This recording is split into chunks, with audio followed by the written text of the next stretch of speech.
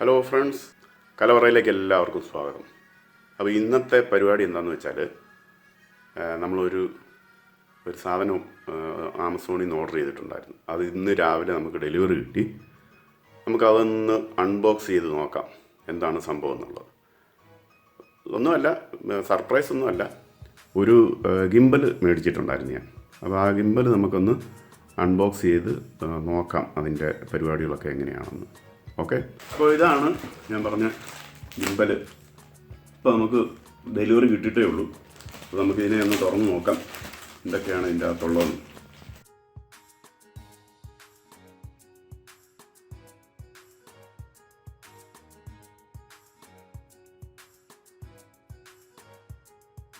അപ്പോൾ ഇതാണ് സാധനം.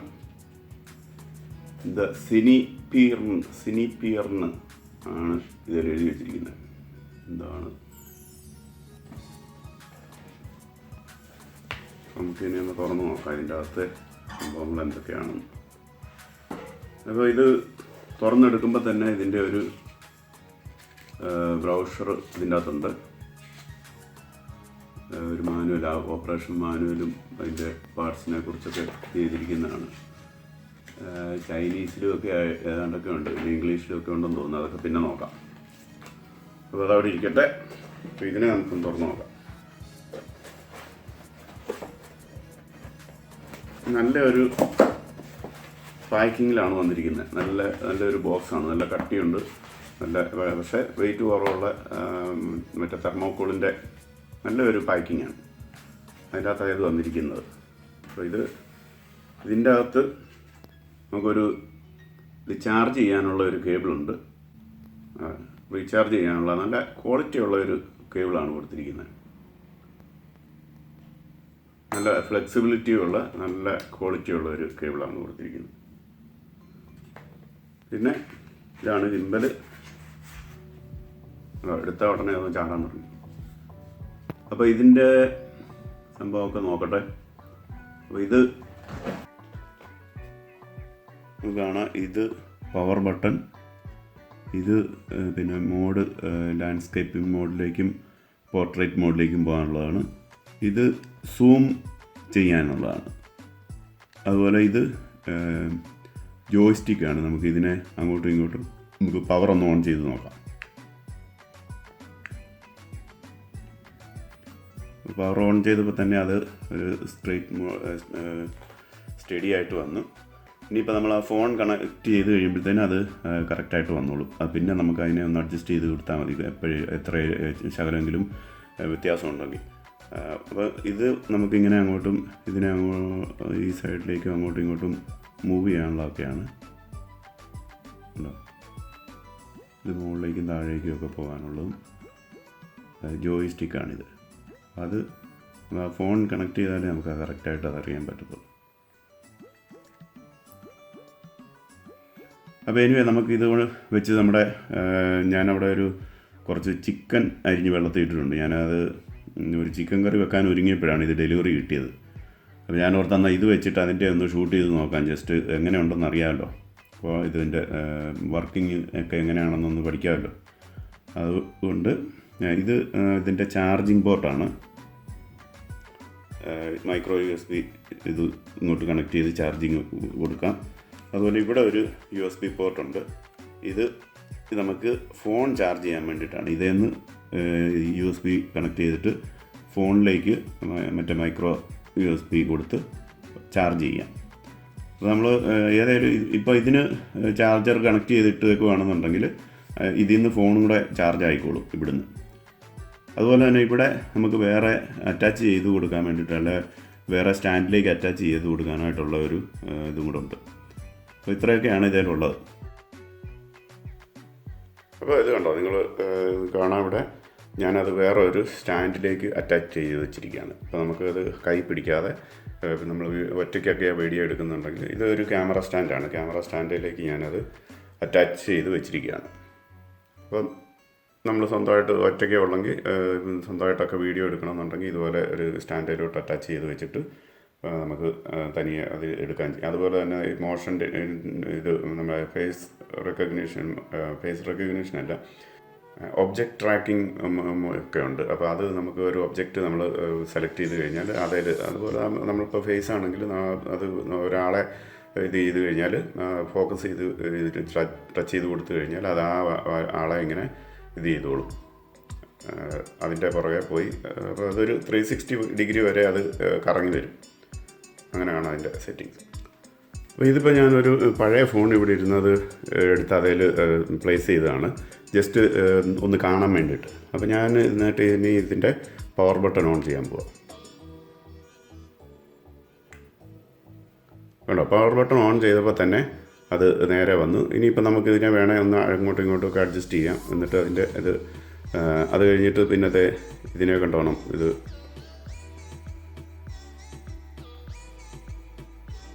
മുകളിലേക്ക് പോകുന്നുണ്ടോ, മുകളിലേക്ക് പോകുന്നു, അതുപോലെ താഴേക്ക് വരുന്നു. അപ്പോൾ ഇങ്ങനെ അതിനുള്ളതാണ് ഈ ബട്ടൺ, ഈ ജോയ് സ്റ്റിക്ക്. അപ്പോൾ ഇതാണ് ഇങ്ങനെ, ഇതുണ്ടോ ആ സൈഡിലേക്ക് ഇങ്ങനെ കറങ്ങിപ്പോവും.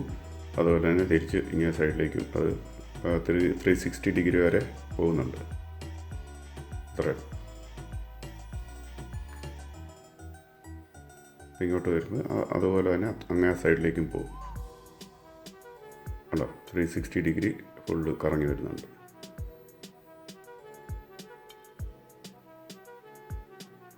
മേലോട്ട് താഴോട്ടൊക്കെ മൂവ് ആവും. അത് നമ്മൾ സെറ്റ് ചെയ്ത് വെച്ച് കഴിഞ്ഞാൽ ഏത് മോഡിലേക്കാണെന്ന് നോക്കിയാൽ മതി. അത് കഴിഞ്ഞ് പിന്നെ നമുക്ക് ഒബ്ജക്റ്റൂടെ ട്രാക്ക് ചെയ്ത് കഴിഞ്ഞാൽ അത് അങ്ങനെ വന്ന് നിന്നോളും. അപ്പോൾ ഓക്കെ, അപ്പോൾ നമുക്ക് കുക്കിങ്ങിലേക്കൊന്ന് പോവാം. ജസ്റ്റ് എങ്ങനെയുണ്ടെന്ന് അറിയാൻ വേണ്ടിയിട്ട് മാത്രമാണ്, അല്ലാതെ ചിക്കൻ കറി കാണിക്കാൻ വേണ്ടിയിട്ടല്ല. അപ്പോൾ നമുക്ക് ചിക്കൻ കറിയിലേക്ക് കിടക്കാം. നമ്മളൊരു ചെറിയ പാത്രം എടുത്ത് അടുപ്പത്ത് വെച്ചിട്ടുണ്ട്. ഇത് 1 കിലോ ചിക്കനേ ഉള്ളൂ, 1.25 കിലോയുടെ. അപ്പോൾ അതിൻ്റെ തൊലിയൊക്കെ പൊളിച്ച് ഒക്കെ റെഡിയാക്കി വരുമ്പോൾ 1 കിലോയൊക്കെ കാണത്തുള്ളൂ. അപ്പോൾ അതുകൊണ്ടാണ് ചെറിയ പാത്രമാണ് വെച്ചിരിക്കുന്നത്, ചെറുതല്ല, അത്ര ചെറുതൊന്നുമല്ല. 1 കിലോ ചിക്കൻ വേകാനുള്ള ഇതുണ്ട് കേട്ടോ, വലിപ്പമുണ്ട്. അപ്പോൾ പാത്രം വെച്ച് നമ്മൾ തീ കത്തിച്ചിട്ടുണ്ട്. കുറച്ച് എണ്ണ ഒഴിച്ച് കൊടുക്കുക അതിന്, കുക്കിംഗ് ഓയിൽ. ഇത് വെറും ഒരു സാധാരണ ചിക്കൻ കറിയാണ് കേട്ടോ, ഒരു ആർഭാടങ്ങളൊന്നും ഇല്ലാത്ത, അഹങ്കാരമൊന്നും ഇല്ലാത്ത ഒരു സാധാരണപ്പെട്ട നമ്മൾ വെക്കുന്ന ഒരു ചിക്കൻ കറിയാണ്. പ്രത്യേകിച്ച് ഒന്നുമില്ല ഇതിൻ്റെ അകത്ത് കാണാനായിട്ട്. ജസ്റ്റ് ഞാൻ ഈ ഗിംബൽ കിട്ടിയതുകൊണ്ട് ഗിംബൽ സ്റ്റെബിലൈസർ വെച്ചിട്ടൊന്ന് പരീക്ഷണം ചെയ്യുന്നു മാത്രമേ ഉള്ളൂ. ഇപ്പോൾ നമ്മുടെ എണ്ണ ചൂടായിട്ടുണ്ട്, നമുക്ക് കുറച്ച് കടുക് ഇട്ട് കൊടുക്കാം.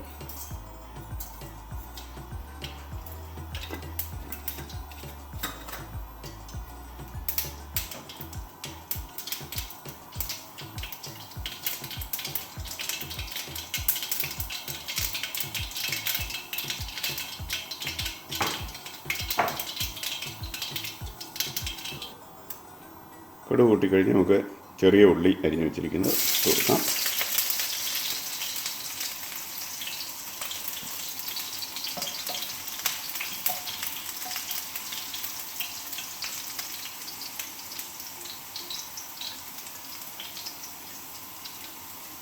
അതിലേക്ക് നമുക്ക് 5-6 കറിവേപ്പില,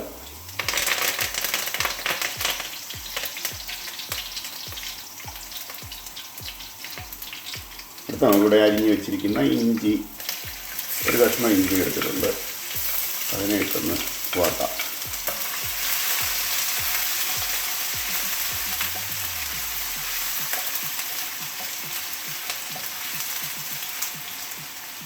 അതൊന്ന് വാടിക്കഴിയുമ്പം നമ്മൾ വെളുത്തുള്ളി അരിഞ്ഞ് വെച്ചിട്ടുണ്ട്, അതിനെയാണ്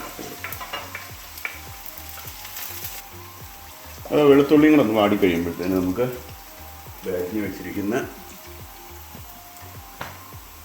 സവാള അതിനകത്തേക്ക് ഇട്ട് കൊടുക്കാം. അപ്പോൾ ഇത് ചെറിയ സവാള ആയതുകൊണ്ട് ഞാനൊരു 4 സവാള എടുത്തിട്ടുണ്ട്. അത് കഴിഞ്ഞാൽ നമുക്ക് നന്നായിട്ടൊന്ന് വഴറ്റാം. അതിൻ്റെ ഇടയ്ക്ക് നമുക്ക് മല്ലിയും മുളകും ഒക്കെ ഇട്ട് കൊടുക്കാം.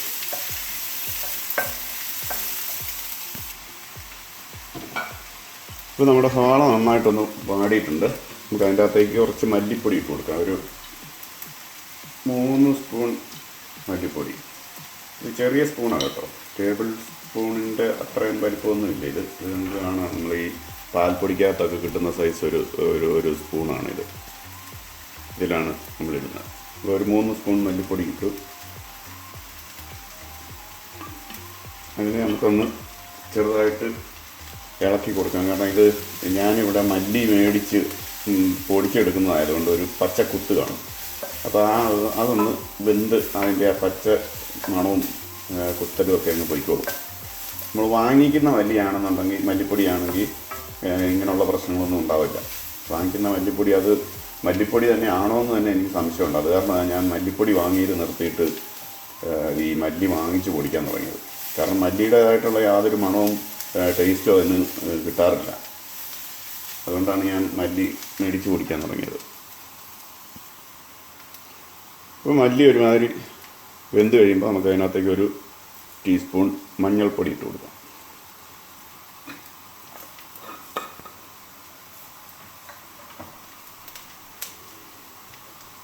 അതുപോലെ മുളക് പൊടി നമ്മൾ കാശ്മീരി മിർച്ചിയാണ് ഉപയോഗിക്കുന്നത്. ഒരു 2 സ്പൂൺ ഇട്ടേക്കാം. 2 സ്പൂൺ ഇട്ടാലും അങ്ങനെ വലിയൊരു ഒന്നും കാണത്തില്ല. പിന്നെ ഞാൻ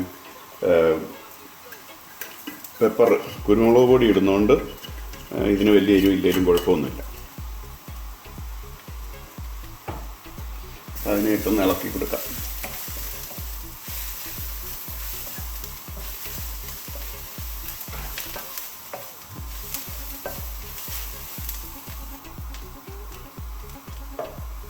അതിലേക്ക് കുറച്ച് പെപ്പർ ഇട്ട് കൊടുക്കാം.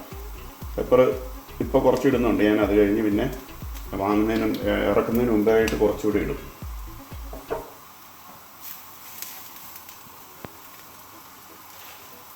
അപ്പോൾ നമ്മുടെ മുളകും മസാലയൊക്കെ കരിഞ്ഞു പോകാതെ നമുക്ക് ഈ തക്കാളി അരിഞ്ഞ് വെച്ചിരിക്കുന്നുണ്ട്. ഒരു 3 തക്കാളിയെ എടുത്തിട്ടുള്ളൂ. 3 തക്കാളി ഇപ്പോൾ ഞാൻ അരിഞ്ഞ് വെച്ചിരുന്നു. അത് കൂടെ ഇട്ട് പിന്നെ നമുക്ക് നന്നായിട്ടൊന്ന് വഴറ്റാം.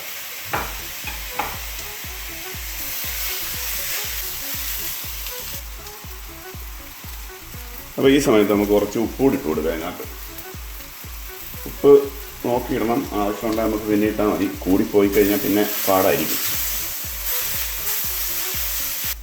ഇപ്പോൾ നമ്മുടെ മസാല നന്നായിട്ട് വഴഞ്ഞു. തക്കാളിയൊക്കെ നന്നായിട്ട് വെന്ത് ഉടഞ്ഞിട്ടുണ്ട്.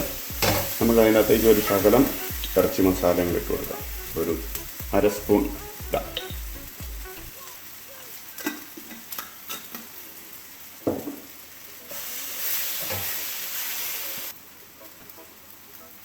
അപ്പോൾ അതിലേക്ക് നമുക്ക് കഴുകി വാരി വെച്ചിരിക്കുന്ന ചിക്കൻ കൂടി ഇട്ട് കൊടുത്ത് നന്നായിട്ട് അങ്ങോട്ട് മിക്സ് ചെയ്യാം.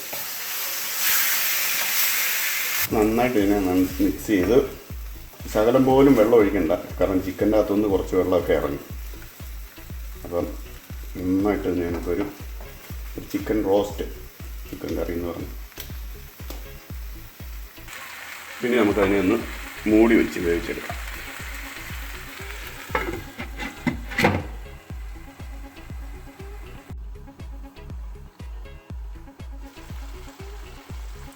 അപ്പോൾ നമ്മുടെ പാവൻ ചിക്കൻ കറി ഇവിടെ റെഡി ആയിട്ടുണ്ട്. അതുകൊണ്ട് നമ്മൾ ഒരു തുള്ളി പോലും വെള്ളം ഒഴിച്ചില്ല. പക്ഷേ ഇപ്പോൾ ഇരിക്കുന്ന എങ്ങനെയാണെന്ന് നോക്കി. എന്നാലും കുഴപ്പമില്ല. ഇപ്പോൾ നല്ല വെന്ത് കഴിഞ്ഞപ്പോഴത്തേനും അത് വെള്ളമൊക്കെ കുറച്ചൊക്കെ പറ്റി നല്ല ഒരു റോസ്റ്റ് പരുവത്തിലായിട്ടുണ്ട്. ഓക്കെ, അപ്പോൾ ഇത്രയേ ഉള്ളൂ. ഞാൻ എരിവ്, ഉപ്പ്, പുളി ഒക്കെ ആവശ്യത്തിനുണ്ട്. ഞാൻ ഒരു ശകലം കൂടെ ഇറച്ചി മസാല ഇടുകയാണ്. ഒരു 1/4 ടീസ്പൂൺ കൂടെ ഇറച്ചി മസാല ഇട്ട് അത് മുമ്പേ എടുത്തതിൻ്റെ 2-3 കറിവേപ്പില ബാക്കിയിരിക്കുന്നു. അതിനെയും കൂടെ അങ്ങോട്ട് ഇട്ട് ഇത്രയേ ഉള്ളൂ പരിപാടി. അപ്പോൾ നമ്മുടെ ചിക്കൻ കറി റെഡിയാണ്. അപ്പോൾ തീ ഓഫ് ചെയ്യാം.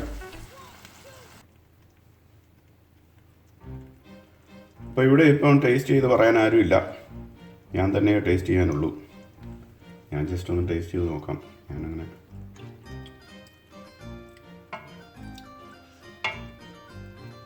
നല്ല സൂപ്പർ ചിക്കൻ കറിയാണ്. ഞാൻ വെച്ചതുകൊണ്ട് പറയുന്നതല്ല. തീർച്ചയായിട്ടും നിങ്ങൾ ഇതുപോലെ ചെയ്ത് നോക്കുകയാണെന്നുണ്ടെങ്കിൽ നിങ്ങൾക്കത് മനസ്സിലാകത്തുള്ളൂ. ഇത് വെറും സിമ്പിളായിട്ടുള്ള ഒരു ചിക്കൻ കറി, അല്ലാതെ ഒന്നുമില്ല. നമ്മൾ ചിലപ്പോൾ ഞാനിവിടെ ഗസ്റ്റൊക്കെ വരുമ്പോൾ ചിലപ്പോൾ അതിൻ്റെ അകത്ത് വേറെ പല സാധനങ്ങളും കാഷ്നട്ട് അരച്ചതും അങ്ങനെയൊക്കെ പലതും ചേർക്കാറുണ്ട്. ഇതൊന്നുമില്ലാതെ സാധാരണ ഒരു ചിക്കൻ കറി. ശരിക്കും പറഞ്ഞാൽ ഇന്നത്തെ വീഡിയോ ഞാൻ എടുത്തത് ചിക്കൻ കറി കാണിക്കാൻ വേണ്ടിയിട്ടില്ല. ചിക്കൻ കറിയുടെ റെസിപ്പിയോ അല്ല കുക്കിങ്ങോ ഒന്നും കാണിക്കാൻ വേണ്ടിയിട്ടല്ല. നമ്മുടെ ഗിംബൽ കിട്ടിയപ്പോൾ ഗിംബൽ സ്റ്റെബിലൈസർ ഒന്ന് പരീക്ഷിക്കുക എന്നുള്ളത് മാത്രമേ ഉള്ളായിരുന്നു ഉദ്ദേശം. അപ്പോൾ ചിക്കൻ കറി വെച്ചുകൊണ്ടിരുന്നപ്പോൾ അതും കൂടെ ഒന്ന് എടുത്തതേ ഉള്ളൂ. അപ്പോൾ വീഡിയോ എല്ലാവർക്കും ഇഷ്ടപ്പെട്ടെന്ന് വിചാരിക്കുന്നു. വീഡിയോ ഇഷ്ടപ്പെട്ടു കഴിഞ്ഞാൽ എല്ലാ പ്രാവശ്യവും പറയാറുള്ളത് പോലെ ലൈക്ക്, കമൻറ്റ് ഒക്കെ ചെയ്യുക, മറ്റുള്ളവർക്ക് ഷെയർ ചെയ്ത് കൊടുക്കുക. അപ്പോൾ താങ്ക് യു വെരി മച്ച്.